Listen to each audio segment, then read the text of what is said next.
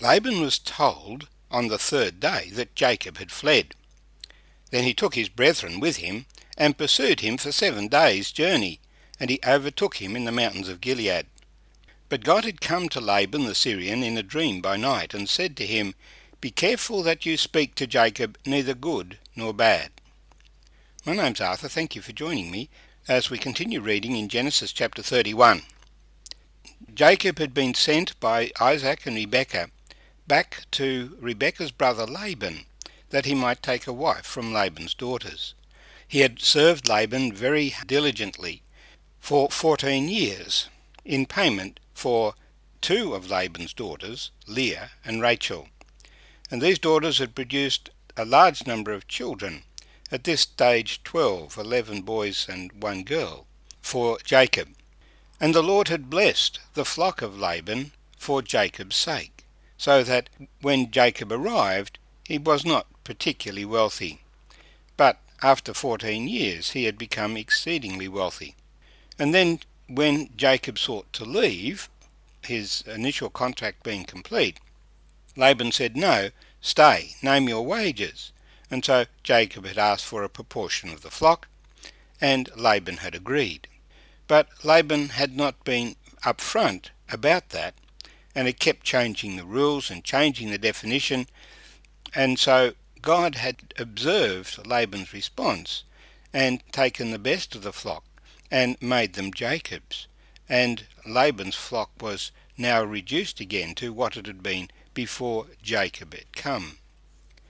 And so Laban and his sons no longer looked favourably on Jacob, and Jacob, sensing this change of mood, said to his wives, "Well, will you go with me back to the land of Canaan, because the Lord spoke to me and said, 'Go back, I am with you.'"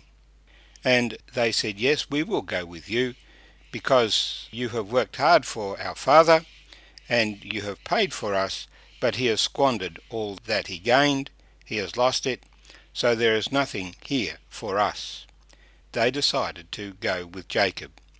Jacob chose his departure time when Laban was distracted with shearing, and so he got a head start, taking all his livestock and all his family and all his servants with him.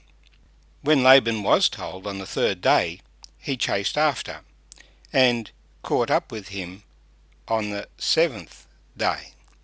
But God had spoken to Laban in a dream, saying, "Be careful what you speak to Jacob, neither good nor bad."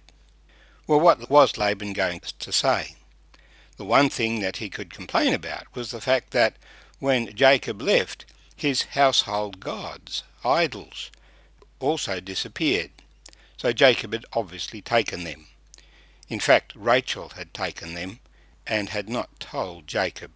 But let's continue our reading in verse 25. So Laban overtook Jacob. Now Jacob had pitched his tent in the mountains, and Laban with his brethren pitched in the mountains of Gilead. And Laban said to Jacob, "What have you done, that you have stolen away unknown to me, and carried away my daughters like captives taken with the sword?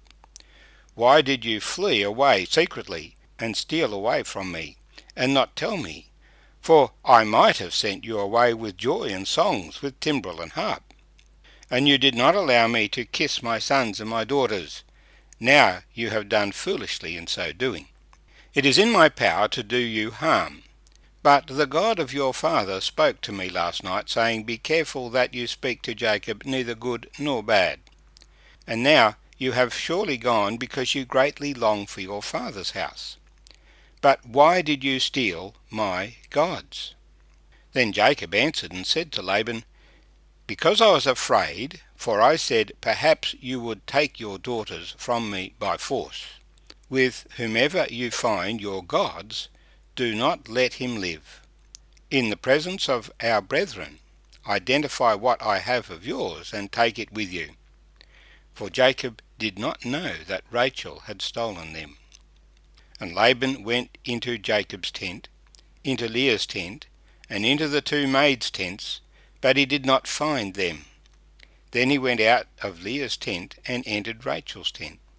Now Rachel had taken the household idols, put them in the camel's saddle, and sat on them. And Laban searched all about the tent, but did not find them. And she said to her father, Let it not displease my lord that I cannot rise before you, for the manner of women is with me. And he searched, but did not find the household idols. Then Jacob was angry, and rebuked Laban, and Jacob answered and said to Laban, What is my trespass? What is my sin, that you have so hotly pursued me? Although you have searched all my things, what part of your household things have you found? Set it here before my brethren and your brethren, that they may judge between us both. These 20 years I have been with you. Your ewes and your female goats have not miscarried their young, and I have not eaten the rams of your flock. That which was torn by beasts I did not bring to you, I bore the loss of it. You required it from my hand, whether stolen by day or stolen by night. There I was. In the day the drought consumed me, and the frost by night, and my sleep departed from me. Thus I have been in your house 20 years. I served you 14 years for your 2 daughters, and 6 years for your flock, and you have changed my wages 10 times. Unless the God of my father, the God of Abraham, and the fear of Isaac, had been with me, surely now you would have sent me away empty-handed. God has seen my affliction, and the labour of my hands, and rebuked you last night. And may the Lord bless these words to us this morning.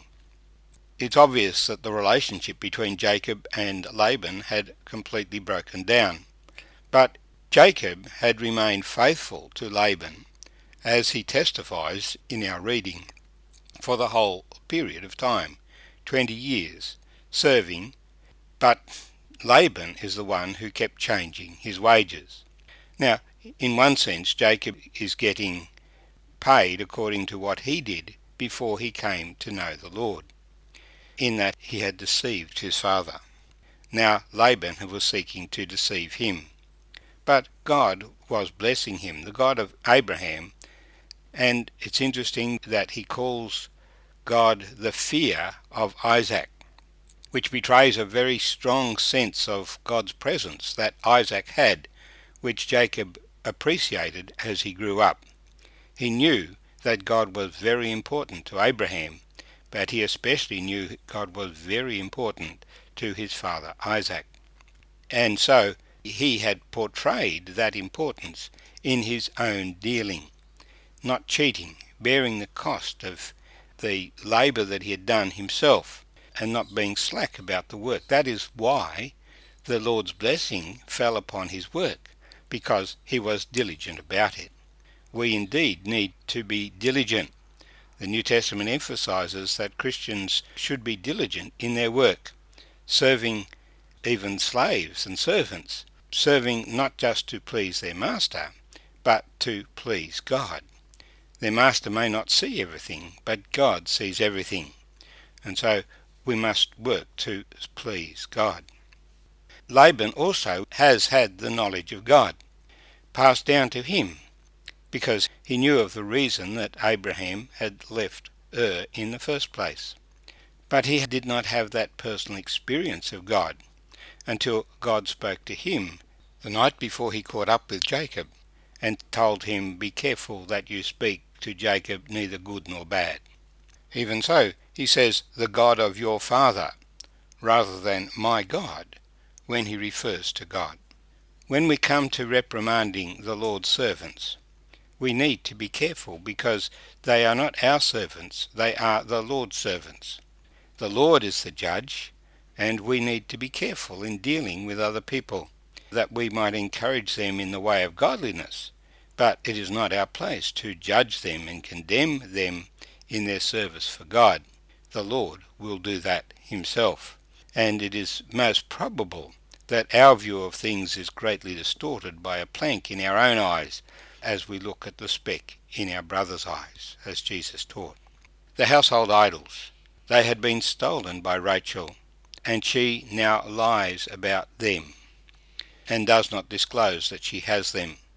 And so her life is spared for the moment, because Jacob had pronounced that the person who had stolen the idols would die.